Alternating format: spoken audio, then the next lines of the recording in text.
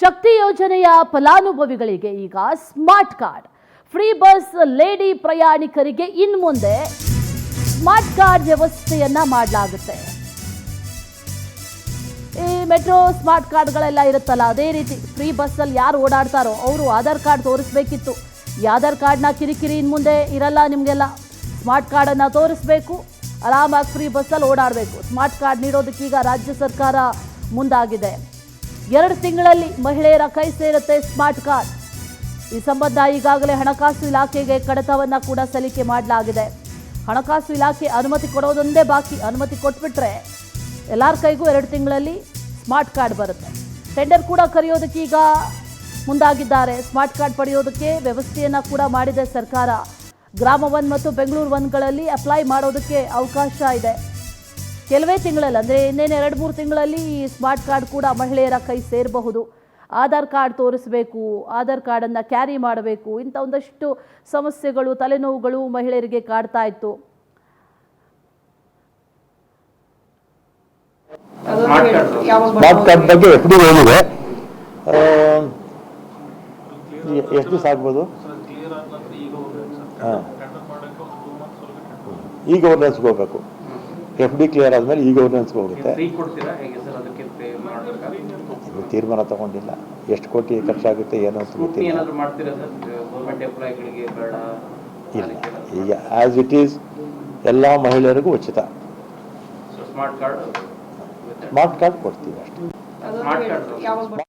ಮತ್ತಷ್ಟು ಡೀಟೇಲ್ಸ್ ಅನ್ನ ನೀಡ್ತಾರೆ ನಮ್ಮ ಪ್ರತಿನಿಧಿ ಸುಷ್ಮಿತಾ. ನೇರ ಸಂಪರ್ಕದಲ್ಲಿ ಜಾಯಿನ್ ಆಗ್ತಾ ಇದ್ದಾರೆ. ಸುಷ್ಮಿತಾ, ಈಗಾಗಲೇ ಆಧಾರ್ ಕಾರ್ಡ್ ಇಟ್ಕೊಂಡು ಲೇಡೀಸ್ ಎಲ್ಲರೂ ಕೂಡ ಓಡಾಡ್ತಾ ಇರೋದು ಗೊತ್ತೇ ಇದೆ. ಆದರೆ ಈ ಆಧಾರ್ ಕಾರ್ಡ್ ಜೊತೆಯಲ್ಲಿ ಸ್ಮಾರ್ಟ್ ಕಾರ್ಡ್ ತಗೊಂಡು ಹೋಗಬೇಕಾ, ಅಥವಾ ಆಧಾರ್ ಕಾರ್ಡೇ ತಗೊಂಡು ಹೋಗುವಂತಹ ಪ್ರಮೇಯ ಬರೋದಿಲ್ವಾ ಇನ್ನು ಮುಂದೆ? ಯಾವ ರೀತಿ ಆಗಿರುತ್ತೆ ಈ ಸ್ಮಾರ್ಟ್ ಕಾರ್ಡ್? ಯಾವಾಗಿಂದ ಜಾರಿಗೆ ಬರುತ್ತೆ? ಡೀಟೇಲ್ಸನ್ನು ಕೊಡೋದಾದರೆ ಸುಷ್ಮಿತಾ. ಅಶ್ವಿನಿ, ಕಾಂಗ್ರೆಸ್ ಸರ್ಕಾರದ ಯೋಜನೆಗಳಲ್ಲಿ ಒಂದಾದಂತಹ ಶಕ್ತಿ ಯೋಜನೆಯಲ್ಲಿ ಮಹಿಳೆಯರಿಗೆ ಉಚಿತವಾಗಿ ಬಸ್ ಪ್ರಯಾಣವನ್ನ ಅವಕಾಶವನ್ನ ಕಲ್ಪಿಸಲಾಗಿತ್ತು. ಸೊ ಹೀಗಾಗಿ ಈ ಒಂದು ಏನು ಯೋಜನೆ ಜಾರಿಗೆ ಬಂದು ಆಲ್ಮೋಸ್ಟ್ 2 ವರ್ಷ ಆಗ್ತಾ ಬರ್ತಾ ಇದೆ. 2-3 ತಿಂಗಳಲ್ಲಿ 2 ವರ್ಷವೂ ಕೂಡ ಸಂಪೂರ್ಣವಾಗಿ ಆಗೋಗುತ್ತೆ.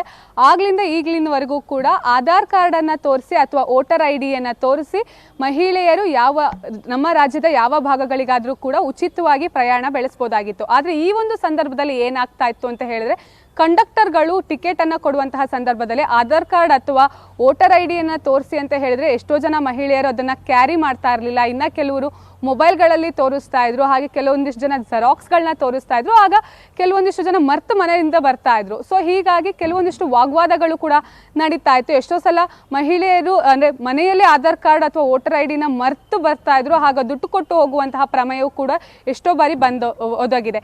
ಸೊ ಹೀಗಾಗಿ ಮುಂದಿನ ದಿನಗಳಲ್ಲಿ ಯಾವುದೇ ರೀತಿ ಆಧಾರ್ ಕಾರ್ಡ್ ಅಥವಾ ವೋಟರ್ ID ಕಿರಿಕಿರಿ ಇರಬಾರ್ದು ಅಂತ ಹೇಳಿ ಈ ಒಂದು ಯೋಜನೆ ಜಾರಿಗೆ ಬಂದಾಗಲೇ ಸಾರಿಗೆ ಸಚಿವರು ತಿಳಿಸಿದ್ರು, ಮಹಿಳೆಯರೆಲ್ಲರಿಗೂ ಕೂಡ ನಾವು ಸ್ಮಾರ್ಟ್ ಕಾರ್ಡ್ ಅನ್ನ ಕೊಡ್ತೀವಿ ಅಂತ ಹೇಳಿ. ಸೊ ಹೀಗಾಗಿ ಇನ್ನು 2-3 ತಿಂಗಳಲ್ಲಿ ಮಹಿಳೆಯರಿಗೆ ಈ ಒಂದು ಸ್ಮಾರ್ಟ್ ಕಾರ್ಡ್ ತಲುಪುವಂತಹ ಸಾಧ್ಯತೆ ಇದೆ. ಹೀಗಾಗಲೇ ಫೈನಾನ್ಷಿಯಲ್ ಡಿಪಾರ್ಟ್ಮೆಂಟ್ ಜೊತೆ ಎಲ್ಲ ರೀತಿಯಲ್ಲೂ ಕೂಡ ಮಾತುಕತೆಯೂ ಕೂಡ ಆಗಿದೆ. ಅಲ್ಲಿಂದ ಒಂದು ಒಪ್ಪಿಗೆ ಬಂದರೆ ಆದಷ್ಟು ಬೇಗ ಮಹಿಳೆಯರಿಗೆ ಈ ಒಂದು ಸ್ಮಾರ್ಟ್ ಕಾರ್ಡ್ ತಲುಪುತ್ತೆ. ಹಾಗೆ ಸ್ಮಾರ್ಟ್ ಕಾರ್ಡ್ ಅನ್ನ ಹೇಗೆ ನಾವು ಗೃಹಲಕ್ಷ್ಮಿ ಹಾಗೆ ಗೃಹ ಜ್ಯೋತಿಗೆ ಬೆಂಗಳೂರು 1 ಗ್ರಾಮ 1ಗಳಲ್ಲಿ ಹೋಗಿ ಅಪ್ಲೈಯನ್ನ ಮಾಡಿದ್ವಿ, ಅದೇ ರೀತಿಯಲ್ಲಿ ಇದಕ್ಕೂ ಕೂಡ ಅಪ್ಲೈಯನ್ನ ಮಾಡಬೇಕಾಗುತ್ತೆ. ಆ ಒಂದು ಸಂದರ್ಭದಲ್ಲಿ ನಮ್ಮ ವೋಟರ್ ID ಅಥವಾ ಆಧಾರ್ ಕಾರ್ಡ್ ಏನಿದೆ, ಒಂದು ID ಪ್ರೂಫ್, ಅಂದ್ರೆ ನಾವು ಕರ್ನಾಟಕದವರೇ ಅಂತ ಹೇಳಿ ಒಂದು ID ಪ್ರೂಫ್ ಏನಿದೆ, ಆ ಒಂದು ID ಪ್ರೂಫ್ ಅನ್ನು ತೆಗೆದುಕೊಂಡು ಹೋಗಿ ಅಪ್ಲೈ ಮಾಡಬೇಕಾಗತ್ತೆ. ಸೊ ಹೀಗಾಗಿ ಕೇವಲ ಈ ಒಂದು ಸ್ಮಾರ್ಟ್ ಕಾರ್ಡ್ ಇದ್ರೆ ಸಾಕು, ರಾಜ್ಯದ ಯಾವ ಭಾಗಕ್ಕೆ ಬೇಕಾದರೂ ನಾವು ಪ್ರಯಾಣ ಬಳಸಬಹುದಾಗಿದೆ. ಹಾಗೆ ಯಾವುದೇ ರೀತಿ ಆಧಾರ್ ಕಾರ್ಡ್ ಹಾಗೆ ವೋಟರ್ ID ಅವಶ್ಯಕತೆ ಇದರಲ್ಲಿ ಬರೋದಿಲ್ಲ. ಅಶ್ವಿನಿ, ಕಾದ್ ನೋಡ್ಬೇಕಾಗಿದೆ ಇನ್ನು 2-3 ತಿಂಗಳಲ್ಲಿ ಇದೆಲ್ಲವೂ ಕ್ಲಿಯರ್ ಆಗಿ ಮಹಿಳೆಯರ ಕೈಗೆ ಈ ಒಂದು ಸ್ಮಾರ್ಟ್ ಕಾರ್ಡ್ ಸೇರುತ್ತಾ ಇಲ್ವಾ ಅಂತ ಹೇಳಿ. ಯಾಕಂತ ಹೇಳಿದ್ರೆ ಈಗ ಆಲ್ಮೋಸ್ಟ್ 2 ವರ್ಷದ ಹಿಂದೆನೆ ಕೂಡ ಹೇಳಿದ್ರು ಆದಷ್ಟು ಬೇಗ ಕೊಟ್ಬಿಡ್ತೀವಿ ನಾವು ಅಂತ ಹೇಳಿ. ಆದರೆ ಇಲ್ಲಿವರೆಗೂ ಕೂಡ ಯಾವುದೇ ರೀತಿ ಸೇರಿಲ್ಲ.